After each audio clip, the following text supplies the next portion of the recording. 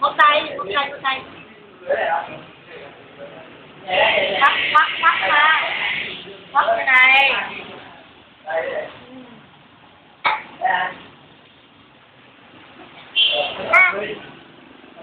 kèo rồi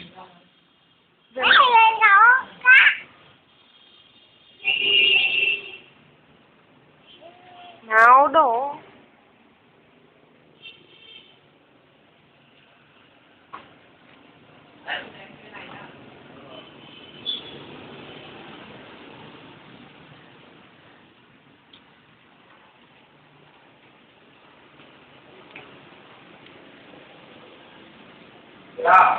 Ao.